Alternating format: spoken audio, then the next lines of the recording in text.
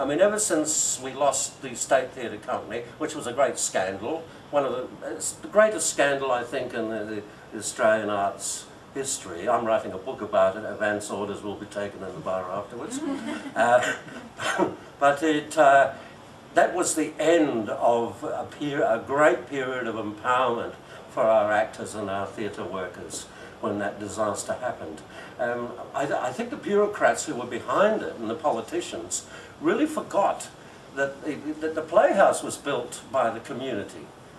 And I suppose I'm one of the few people left in the theatre here, but I started my work. There was next to no government funding, and the artistic director I worked with went on the radio. Charlie Court was the premier at the time, and Barry J. Gordon, who was this artistic director, said, "What a disgrace, there is no funding," you know. So that's when the funding started. But when I started working in the theatre, and in that period the Playhouse had 750 seats, it mainly depended on box office success, or else we all stopped work.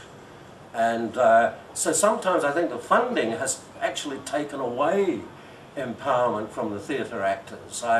After my play Imperial Facade, I had a talk to one director, and I know names cannot be mentioned during these sessions, but he was being a little bit offhand about our sort of rather minimal stage setting. Well, actually I thought it was very attractive, you see.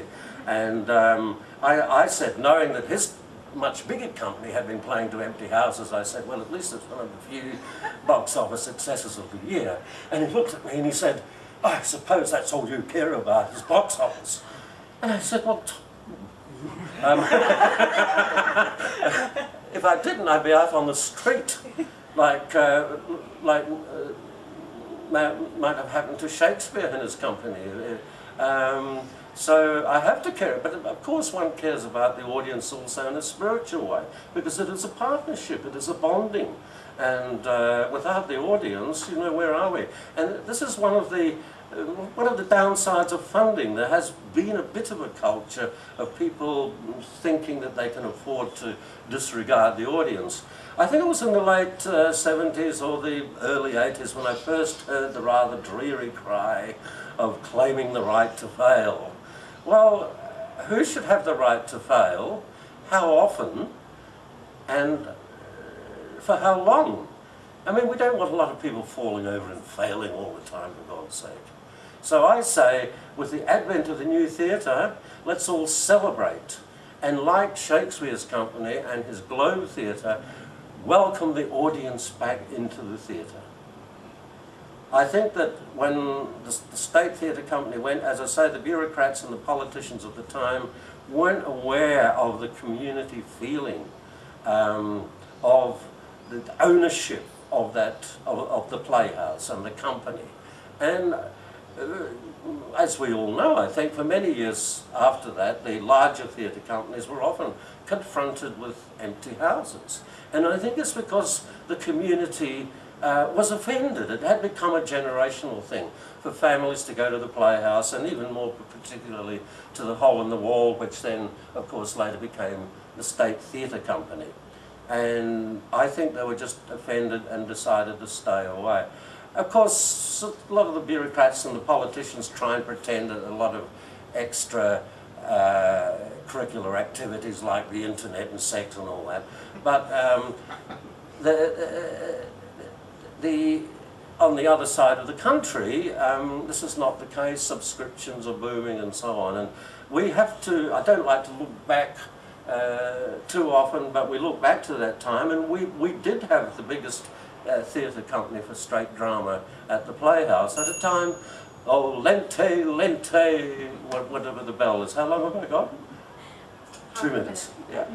And so I will very briefly say something about ensembles, because I just come back from Shanghai, and I do a lot of work for the International Schools Theatre Association. And we have, it's quite mad but quite wonderful really, and we have kids fly in from all over the world. In Shanghai we had plane loads of kids coming from London, Jakarta, India, Japan, Indonesia and so on. And we get together a few days and we form them into ensembles.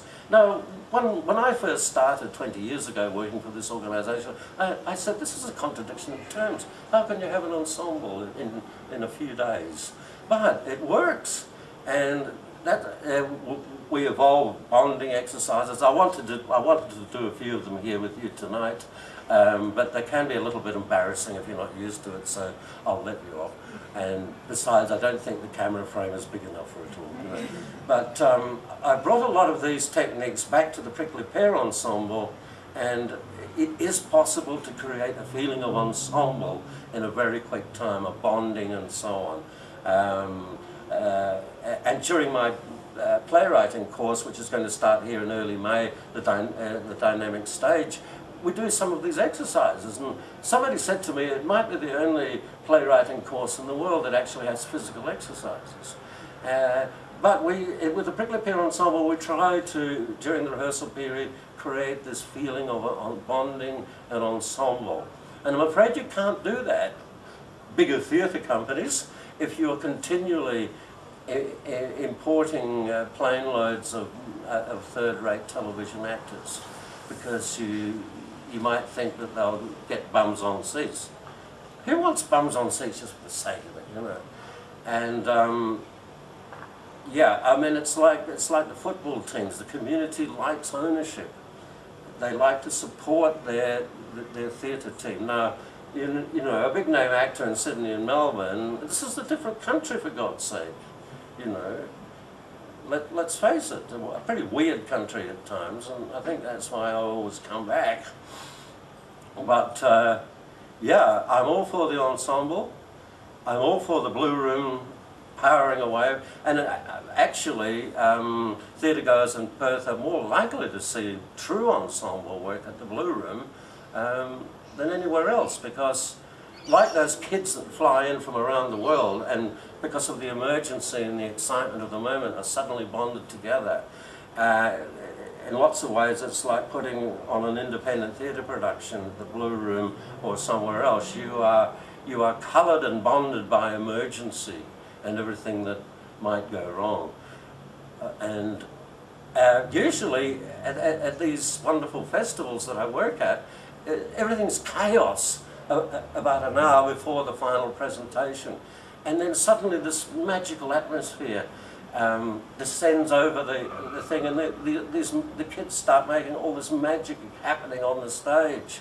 It's like the Spaniards, the Spanish call the duende, when this spiritual force falls down. I mean, the greatest actors in the world feel the duende. I mean, Johann Sebastian Bach and so on, all felt. And Pablo Casals, who of course played Bach. Is that another bell? Yes. Thank you very much. Thank you, John. Thank you, everyone.